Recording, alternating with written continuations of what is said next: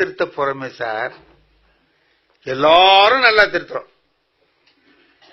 ஒருத்தர் தப்பா செய்யறான், கடமையில் தவறுகிற போது கூட இந்த நகைச்சுவை உண்டாகுது இல்லையா? நாங்க எல்லாரும் எப்படி திருத்துறோம் அப்படின்னு கேட்டீங்கன்னா, ஒரு எழுத்து பிழை இருந்தா 1/4 மார்க் 1/2 மார்க் எல்லாம் குறைச்சி கரெக்டா SSLC பேப்பர் 12th பேப்பர்லாம் திருத்துறோம். எங்களுக்கு முந்தி ஒரு பெஞ்சில ஒரு ஆள் உட்கார்ந்துருக்காங்க, அவரு திருத்துறாரு. அவரு என்ன செய்யறாரு அப்படின்னு கேட்டீங்கன்னா, அந்த பேப்பர் அப்படி எடுப்பாருங்க, 3 வரிகளில் விடை தருகன்னு இருக்குல்ல, அப்படி பாப்பாரு 3 வரி இருக்கான்னு ஒரு டிக் அடிப்பார், 1.5 மார்க் போட்டுருவார். 3 மார்க் உள்ளது அவர் 1.5 மார்க் போடுவார், பாதி மார்க் கொடுத்துட்டார், 1.5 மார்க். டிக் 1.5 டிக் 1.5 3 மார்க், 3 வரி இருந்தா சரி, அவன் என்ன எழுதியிருக்காங்கிறத டிக் 1.5. எனக்கா என்னடா படிக்காம இந்த ஆளு திருத்துறான், அவன் என்ன ஆவான் அப்படின்னு நினைச்சுட்டு, என்னையா பார்த்து திருத்தியா, படிக்கவே மாட்டேங்கிற, நீ பாட்டு டிக் அடிக்கிற 1.5 6 மார்க் இருந்தா டக்கு டக்குன்னு போட்டுட்டு ஒரு 2 டிக் அடிப்பாரு, 3 மார்க் போட்டுருவாரு. 10 மார்க் 3 டிக் அடிப்பாரு, 5 மார்க். என்ன இப்படி போடுற, கவனிச்சு படிச்சு, உன் பேப்பரை நீ திருத்திய, நான் திருத்துறத நீ ஏன் பாக்குற, வேலையை பாரு. இதே மாதிரி போடுவான், ரொம்ப கரெக்டா போடுவான். எங்களுக்கெல்லாம் இந்த பேஜ் வாரு கொஸ்டின் வாரு எல்லாம் போடும்போது வித்தியாசம் வரும், டேலி பண்றதுக்கு கஷ்டப்படும். அவனுக்கு அது ஒண்ணுமே இல்லை, கரெக்டா போடுவான், கிளீனா அடிச்சு கொண்டு போய். எல்லாரும் 2 மணி நேரம் ஆச்சு, 15 பேப்பர் திருத்த 2 மணி நேரம் ஆச்சுன்னா அவன் ஒரு 3/4 மணி நேரத்துல கொண்டு கொடுத்துருவான். டிக் அடிக்கிறது தானே, போட்டு போட்டு நம்ம என்ன இருக்காங்கிறத பத்தி பார்ப்போம். ஆனா அவன்கிட்ட போறவன் எவனும் ஃபெயில் ஆக மாட்டான், இல்ல பாதி மார்க் வாங்கிடுவான். எல்லாத்துக்கும் பாதி மார்க் கொடுக்குறாருல்ல, எல்லா கொஸ்டினும் அட்டென்ட் பண்ணியிருந்தான்னா கூட ஒரு 50 மார்க் வந்துடும். ஆனா 90 வாங்குறவனும் 50 தான் வாங்குவான், ஏன்னா அவர் பாதிக்கு மேலதான் போட மாட்டாரு. 98 மார்க்குக்கு எழுதியிருப்பான், அவன் 50 தான் கொடுப்பான். இவங்கிட்ட போனா 50 தான், அதுக்கு மேல வர அவன் விதி இவன்கிட்ட வந்துச்சுன்னு நினைச்சுக்க வேண்டியதுதான். அந்த மாதிரி திருத்திக்கிட்டு இருக்கிறார் சார். ஒரு நாள் ஒரு தப்பு வந்துருச்சு இந்த பேப்பர் திருத்துற மையத்துல. நாங்க எல்லாம் சென்ட்ரல் வேல்யூவேஷன் ஒரு மதுரையில இருந்து எல்லாரும் திருத்துறோம். ஓசூர் பேப்பர் வந்துருச்சு திருத்துறதுக்கு, எங்களுக்கு திருத்துறதுக்கு ஓசூர்ல இருந்து பேப்பர். ஓசூர்ல உள்ள பேப்பர்ல என்ன ஒரு வித்தியாசம்னு கேட்டீங்கன்னா, ஒரு கிளாஸ்ல 4 தாய்மொழி உள்ளவன் இருப்பான். தமிழ் இருப்பான், கன்னடம் இருப்பான், மலையாளம் இருப்பான், எல்லாம் இருப்பான். கலந்து இருக்கிறானா, அந்த பேட்டர்ன் மட்டும் ஒரே மாதிரி இருக்கும். 3 வரினா 3 வரி இருக்கும், மலையாள பேப்பர் இருக்கும், தெலுங்கு பேப்பர் இருக்கும், கன்னட பேப்பர் எல்லாமே இருக்கும்.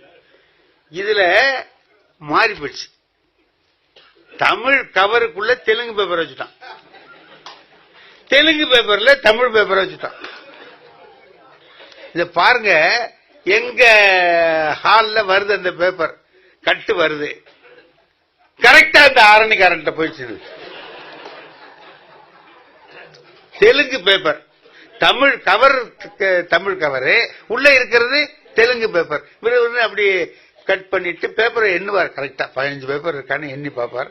எல்லாம் எண்ணி பார்த்துட்டாரு. பார்த்துட்டு கிடுகிடுன்னு திருத்த ஆரம்பிச்சான். தெலுங்கு பேப்பரை திருத்தி மார்க் போடுறான் சார் இவன். டக் 1.5 டக் 1.5. நான் பார்த்தேன், தமிழ் எழுத்து மாதிரி இல்லையே, இதை திருத்துறானேன்னு விட்டு, எழுத்து என்னையா தமிழ் எழுத்து மாதிரி இல்ல திருத்துறியா, இப்படிலாம் எழுதுறானுவோ, நம்ம என்ன பண்றது, ஒரு 4 1.5 போட்டு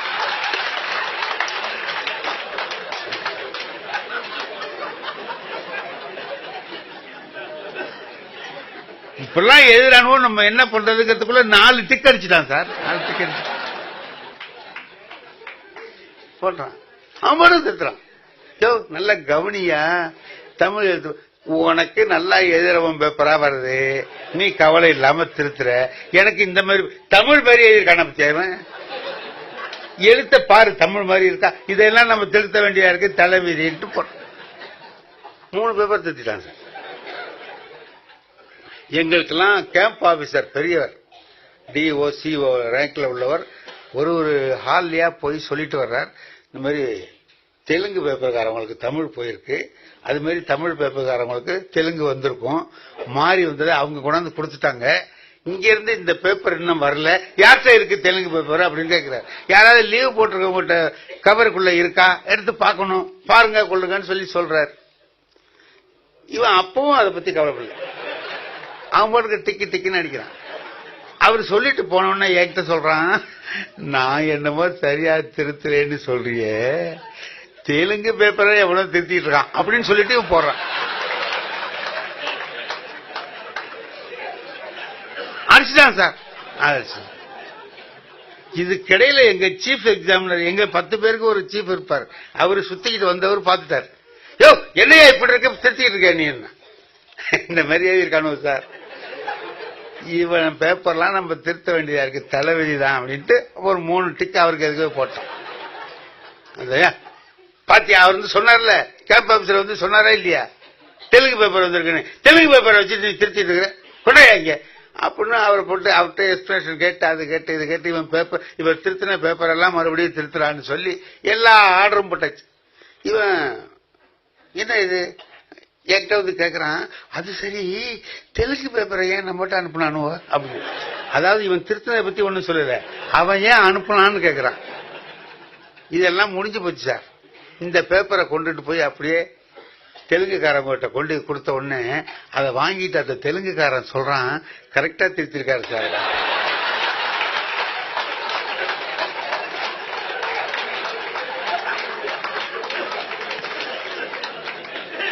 அப்ப அவன் எப்படி திருத்திருப்பான்?